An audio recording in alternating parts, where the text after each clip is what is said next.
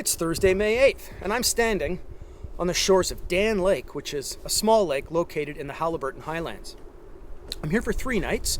First night solo with Mason, and for the next 2 nights I'll be joined by 4 buddies. And for all nights we'll be camping on a lake called McEwen Lake, which is adjacent to Dan Lake, separated by a 124-meter portage, although I have read that there's a creek that may or may not be passable that runs adjacent to the portage. So if that's possible, we'll skip the portage and take the creek. Anyway, it's 4 degrees today and the weatherman called for much warmer temperatures, so I'm a little underdressed and I didn't bring hat or gloves, which is going to be maybe a problem later. Anyway, the wind's up, so Mason and I are going to get in the boat, head across the lake, and start making our way into McEwen to campsite number 5 at the far end of the lake. Just making my way across Dan Lake right now, and at the put-in I met up with Antoine, and Antoine knows this lake. And he tells me it's very deep, and the fishing is excellent, as is fishing on the adjacent lake, McEwen, my destination lake. He also told me that the creek, or the waterway that runs alongside the portage, should be passable at this time of year because water levels are high. So hopefully that's the case, and I'll be able to skip the portage. So I'm actually at this passageway right now, beside the portage, and I'm going to see if we can't make it through without bumping and grinding.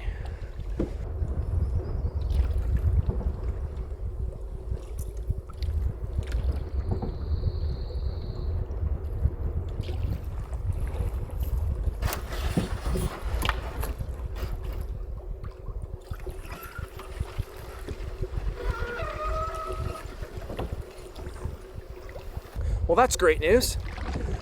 Looks like we're able to just squeak through that opening, and I can see why it would be difficult in lower water because there's a rock garden strewn through there as well. But now we're on to McEwen Lake, and we did it without making a portage, which is great if you can get it.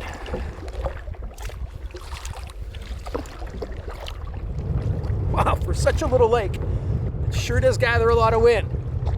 Jeez. Making my way to my campsite, probably about halfway down the length of the lake. My campsite will be ahead on the right.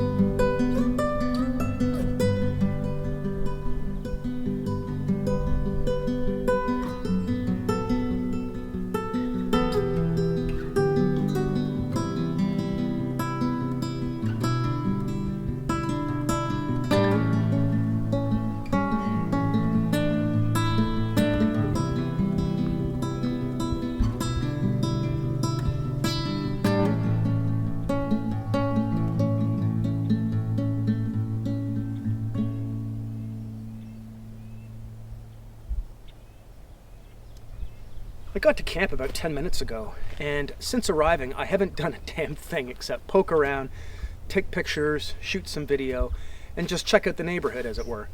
And this is a great site for the group of us. There's all types of tent pads. None of them really level, if I'm honest, but all of them level enough. And I get first pick, so what do I care?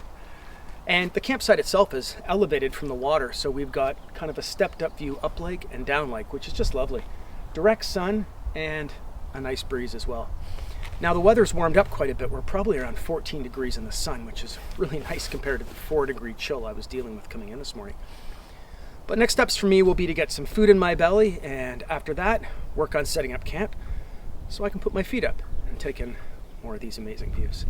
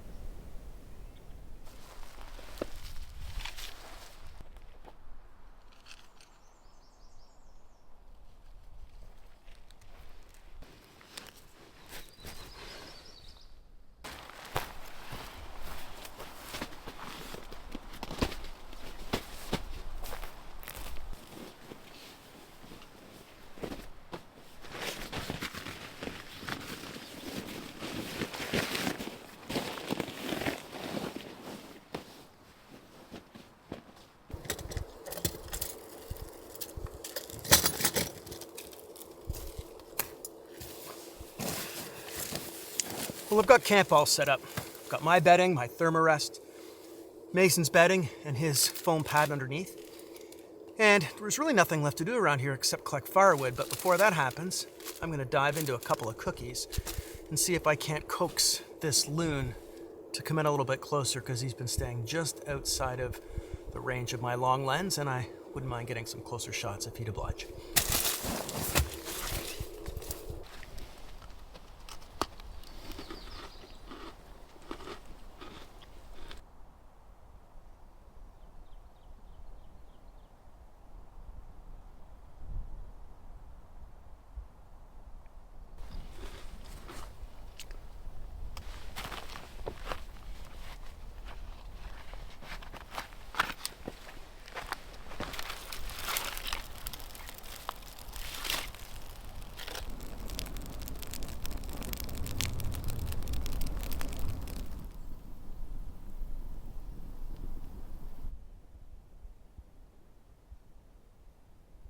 Coming up on 7:30 now, and I've lit a fire so I can prepare my dinner, which is chicken kebabs with veggies tonight.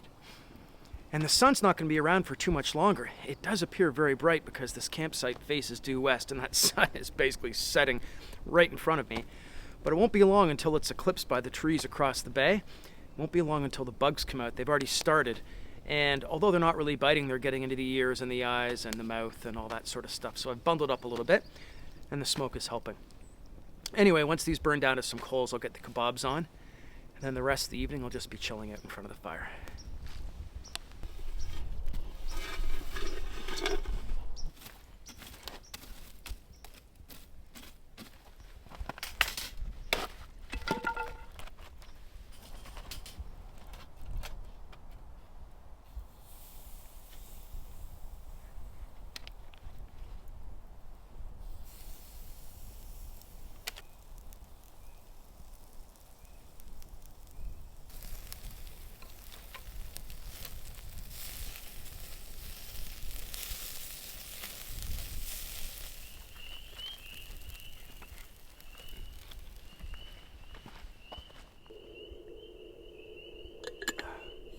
Well, that dinner took a while to make.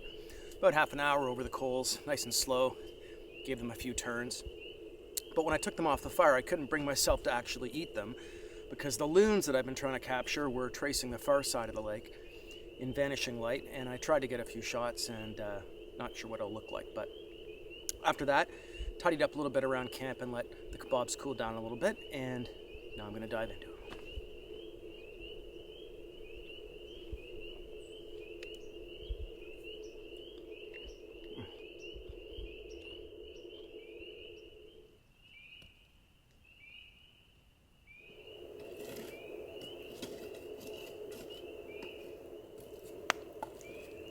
It's around 10:30 here, and it has been a very peaceful evening. After dinner, I just sat and listened to the sounds coming from the woods behind me. And it's like these birds are on shifts, you know? I don't know what kinds of birds I'm hearing, but every half hour they sort of change, and then you get a new bird song chiming in, one you hadn't heard before, and the one you were just listening to, well, it's gone. But I'm only good for about another 10 minutes tonight. I'm just going to let this fire die down a little bit, and then I'm going to make my way to bed. The guys are coming in mid-afternoon tomorrow, and there's some exploring I'd like to do tomorrow morning before they arrive. So I don't want to sleep in. I want to get up early and make most of the day. And I'm tired from the travel today. It wasn't far, but, you know, the drive, the packing, the planning, the trekking. So yeah, that's the plan. Gonna head off to bed in about 10 minutes. Try to get an early start tomorrow.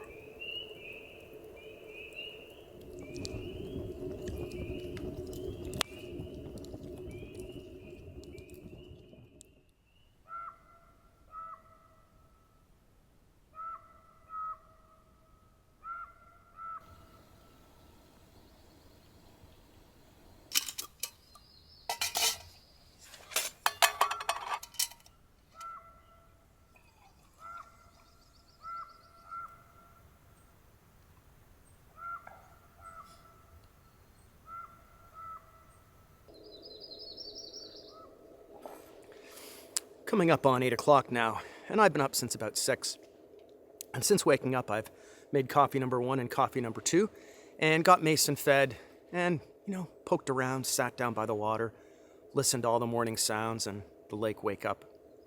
And I'm staring across the lake, listening to a woodpecker, and out of my periphery come 2 airborne loons about 4 feet off the water and about 5 feet out from shore, and they completely buzzed by me, taking me by surprise. Didn't hear them, didn't see them till the very last moment, and yeah, scared the daylights out of me, actually. But since then, I've seen no birds, except for about 1,000 Canada geese that announced their arrival about 5 minutes before they even came into view.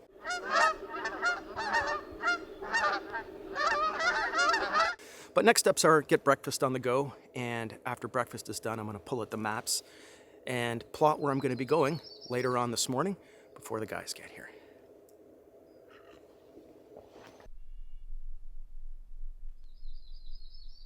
I brought some partially cooked bacon from home. I prefer it to cooking bacon from scratch out here because it just gets so greasy. This just needs a bit of a warm up and then it's done. And I brought some extra pieces for Mason as well.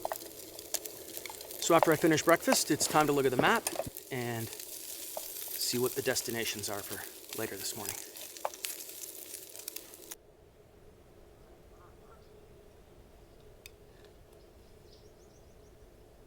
The plan for today is to depart from my campsite, campsite 5 on McEwen, do the 213 into Horse, and then from Horse do the 267 into No Name Lake, and see what happens from there.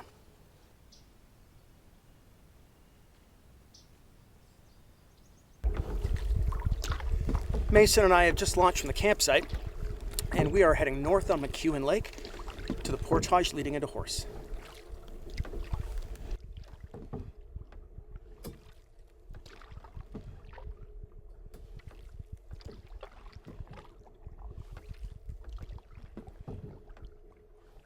Just checked out the portage leading into Horse, and unfortunately it's flooded out for as far as I can see.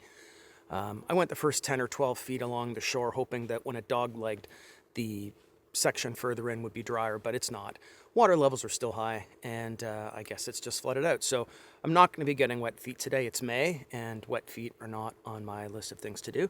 So Mason and I will hop back in the boat, and I think we'll trace the far shore of McEwen Lake and head south on it.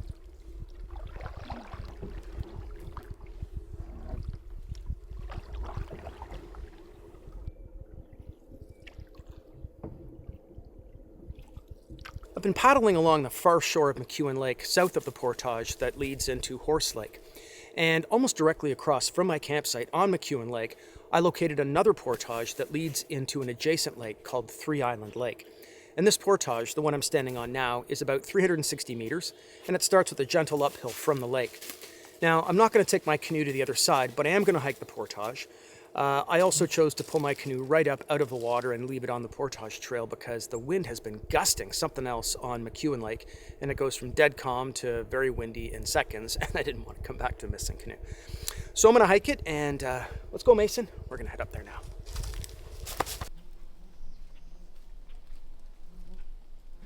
I'm about 300 meters into the portage, and I've come upon a logging trail that bisects the portage itself, and it looks like a very well-used, well-worn logging trail. Anyway, I'm going to pass through the logging trail and continue on my way to the end of the portage into 3 Mile. It's about 60 meters or so down what looks like a fairly steep hill.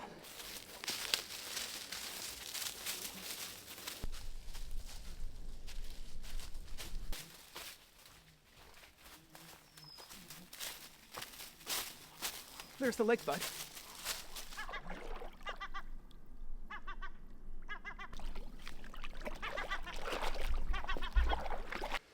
Well, this lake's a cute little lake. Definitely worth the hike over on the portage. Anyway, we've seen what there is to see here. 3 islands and a noisy gull. So we're going to make our way back to McEwen Lake and head back to the campsite. Made it back from my paddle around the lake, and it turned into actually quite a gusty afternoon. These tiny lakes really do trap the wind, so when it blows, you're at the mercy of it. There's no whitecaps or anything, but the gusts can really spin you around, especially when you've got a 120-pound dog, at your feet in the canoe. Anyway, it wasn't any trouble, and I've made it back. It's around 1:40 now, and the boys will be coming in between 2 and 3 p.m., I guess. So I'm just going to enjoy a sandwich for lunch now and take a moment to chill out, might sit out in the sun, and then wait for the guys to get here where the tone of the weekend will take on its new form.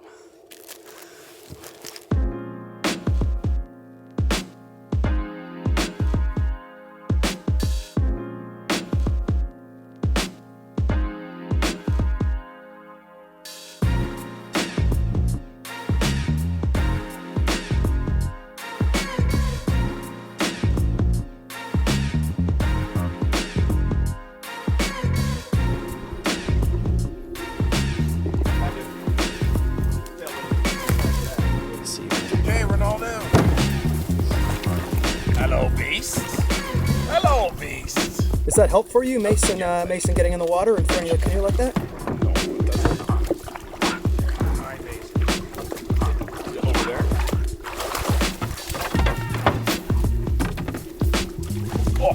Oh, right in the face.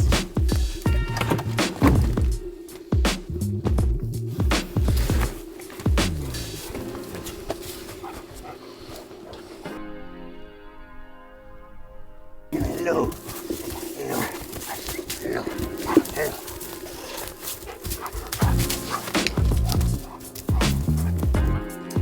Genuine Saskatchewan sealskin.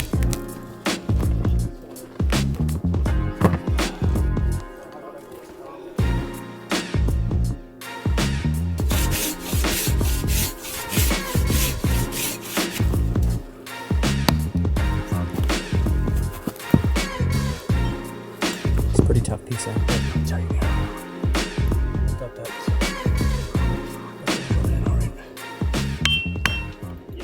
So this is going to be the best meal you've ever had. All right, well, let's hope so. And what's wrong with your glasses again? Oh, the prescription. Did they make you buy those frames? That's amazing. Did they make you buy those frames? And people wonder why I abuse him on text. Because at least that way I don't have to hear his fucking takedowns. I just have to read them or not. Trevor, Yes, sir. am I red yet? You are pinkish. I would say medium rare. Want some sunblock? Are you willing to give up that sweet fucking pad you got in Toronto for a much simpler, stripped down life? No.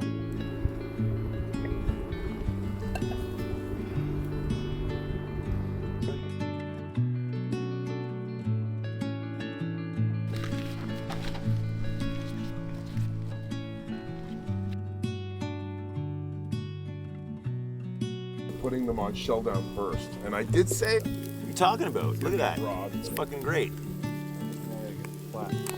Okay, then why don't we put these things on the plate, put the lobster on that. Well, the guys cruised into camp at around 3 p.m. or so, and since getting here, they've gone about setting up their camp. and Jordan setting up his incredible camp kitchen, with which he produced a fantastic meal tonight of lobster tail, carbonara, and broccoli. And now, with it almost being 8 p.m. and the sun getting pretty low in the sky and very bright off to the side of me, I think we're just going to tidy up around camp and prepare for a long night around a campfire as the temperatures drop. The bugs have come out quite substantially in the past hour or so, but with temperatures promising to get down to around 4 degrees tonight, I think they'll be on their way pretty soon.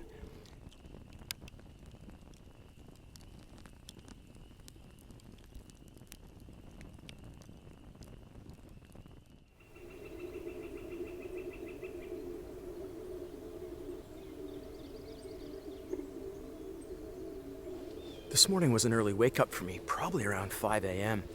It was very bright outside, and the birdsong was actually quite deafening. So I thought I'd get up and see if I couldn't capture any early morning activity out on the lake. And I did see a couple of loons and also 2 otters that were still at quite a distance, but they were poking their heads up and doing some fishing along the way.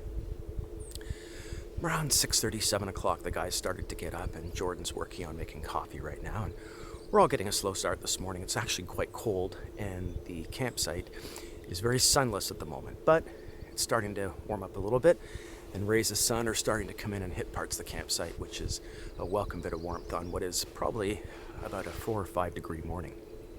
Anyway, for the next little while, I think we're just going to get some coffee in ourselves, and then we'll start on breakfast and see what the day brings.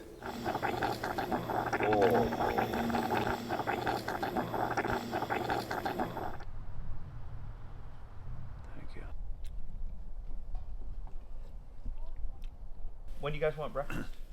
Now? Soon? I'm gonna use the bathroom, wash my hands, and then make you breakfast. How does that sound? Sounds lovely. All right. I can help you if you need. Takes pride in it. Takes pride in it. Doesn't want shit coffee. Bought the coffee maker. Does it himself.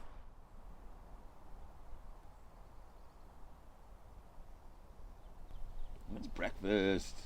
Oh no. Wall's starting to act like a toddler. All of his trips are fake. They're all things we've Blue realized. screen. It's true. He's got this elaborate studio in his basement It's at true. home to make it look like, oh, I'm in Algonquin Park this weekend. That's right, but really, It's I'm like the just moon. It's like the moon landing. drinking alone. The whole It's like the whole moon iCanoe landing. channel is just like the moon landing. Yeah, It's I'm all in. fucking fake. That the first Florida game, that first period of hockey, I can say was the best period of hockey from the Maple Leafs I've ever seen. Really? Ever. Because the real fan fans base can't, the real fans they can't actually get is there. Yeah.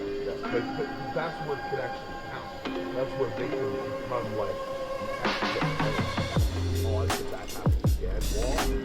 Just my heart.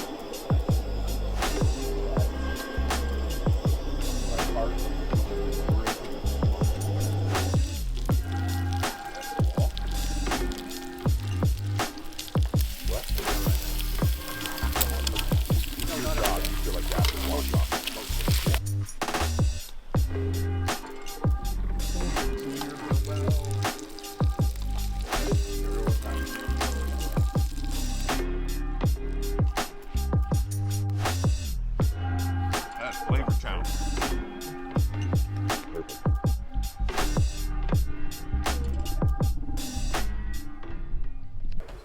Saturday morning at the campsite, and the guys all were up fairly early by probably around 8 o'clock.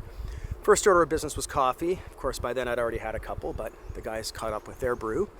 And then after that, we started on breakfast, which was Jordan's usual amazing breakfast sandwiches. And after that, we did a little bit of cleanup around camp because a lot of guys sort of went to bed abruptly last night, and darkness fell fairly quickly, so there was just a lot of stuff spread around. But since then, Ron's been out gathering some firewood, and Dave's been helping with the dishes, and Wallace has been splitting some of the firewood back at camp. So that's what the morning's been like, and we'll have to see what the afternoon brings. It's definitely breezier and cooler today, but the sun looks like it's making an appearance. You're not invited, Trevor. This is a private moment I'm having. Private. Thank you.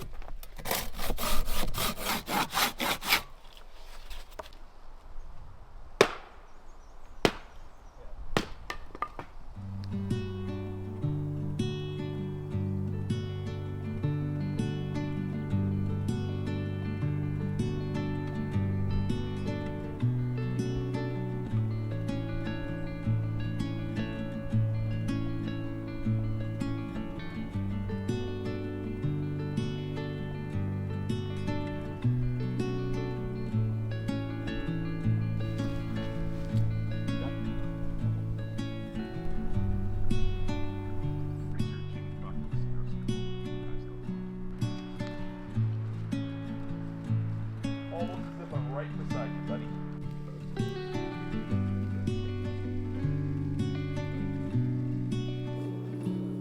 Sometimes you get really lucky on spring trips and sometimes not so much, but wow, past couple of days have been nothing short of spectacular.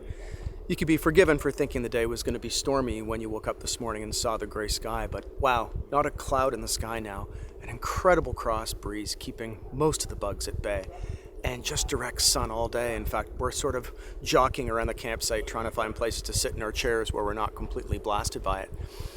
But it's been a lazy afternoon. We've made coffee, some guys have had some drinks, guys have done some napping, hanging out in the hammock. And pretty soon I think we've got the cheese platter course coming up. So it's just been a day of relaxing on Canadian Shield and taking in spectacular May weather. Really couldn't have asked for a better weekend. And we've still got half a day left before we push off early tomorrow.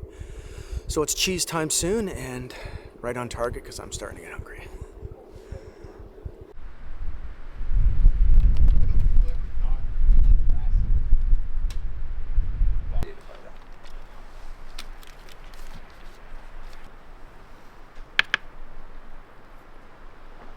Is that a little of the blue cheese, Gordo? You'll see what we got here, Dave, in just a moment. Blue cheese.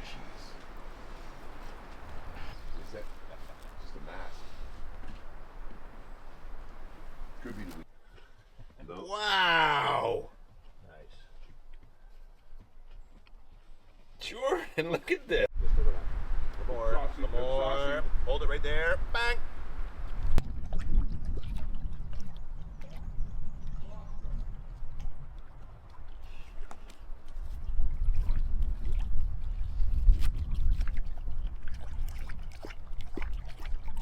We've had a pretty lazy day of it here at the site after our extraordinary cheese platter and cold cut sort of late afternoon snack. The guys just reclined in their chairs and their hammocks and we just caught up on what's been going on in each of our lives. We don't see each other very often, the group of us, and the few times a year that we do, we always try to spend time to find out what's going on before lapsing into, the old memory talk and all that kind of stuff. But since then, Ron has gone out and found some wood. Wallace has sawed, chopped it. Jordan's taken the steaks out for dinner. And Dave has supervised.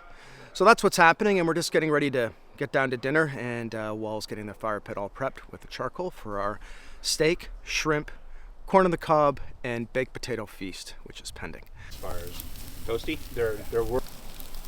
I really liked Mrs. Champ's tulips around my stump. Tulips. And this is my favorite. This is my favorite part. This is my favorite part. Once he's giving you the setup, he would drop the octaves a few more levels and go, "I said Yeah. because that's when you knew it was coming. That's when you knew the beatdown was coming. Yeah. And then Knuckles. So Knuckles says, "I see that the missus has planted her tulips around my stump." Well, I'd lose it. You like David? Doesn't matter. That one's mine. Hello, old friend. Wallace, the steak is cooked to perfection. Is it? Yeah, mine is. Oh, that fucking steak is good. It's open. Oh, yeah, no, I'm getting there too. Cut it with the knife. It has been a very indulgent evening here at the campsite. Dinner was just more than any of us could eat. Steak and shrimp and garlic bread and corn on the cob. It was just endless. But tonight is just going to be a whole lot of chill out and relax around the campfire. I think it's going to be an early night for most of us because tomorrow we'd all like to get an early push off because it's Mother's Day and we like to be at home with our mothers and wives celebrating all that they do. So I'm going to head back now with the group and batten down the hatches and close up the campsite just so we're not tripping over things in the darkness. And then we'll gather around the campfire for our final night before getting up early tomorrow and making our way back to the put-in. Couldn't respond. I couldn't get it He out. goes, "It's the vape, right?" I'm like, "It doesn't sound like the vape." No, it's the age. No, Like I haven't heard this before. not the bait. Not the vape.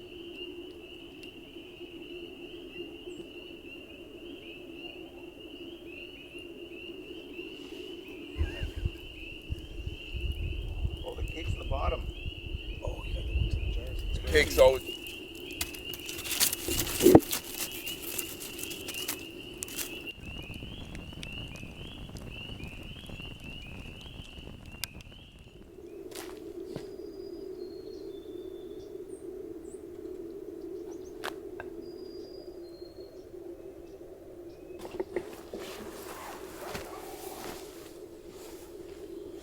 morning.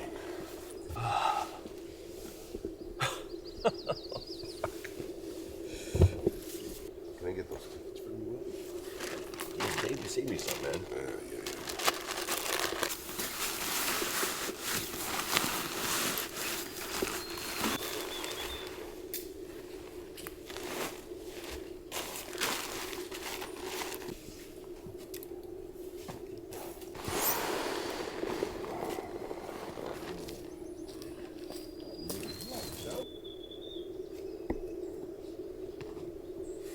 Where are you off to, Ron?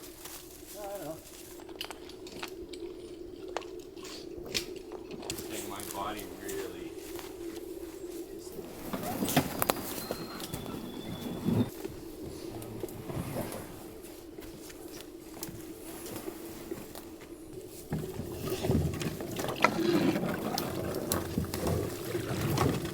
So much. Lovely.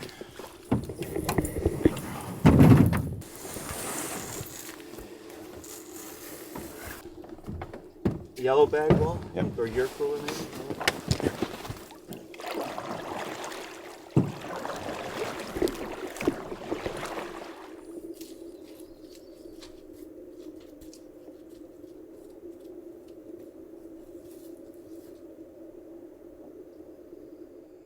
Well, it is the final morning and time to head back to the city.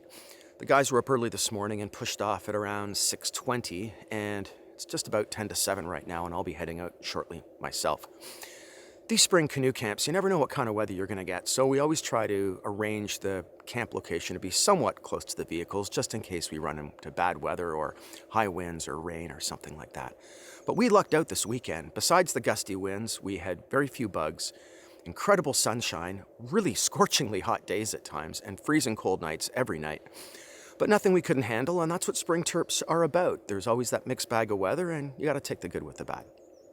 Anyway, it is time for me to head back to the city, so I'm going to end it here.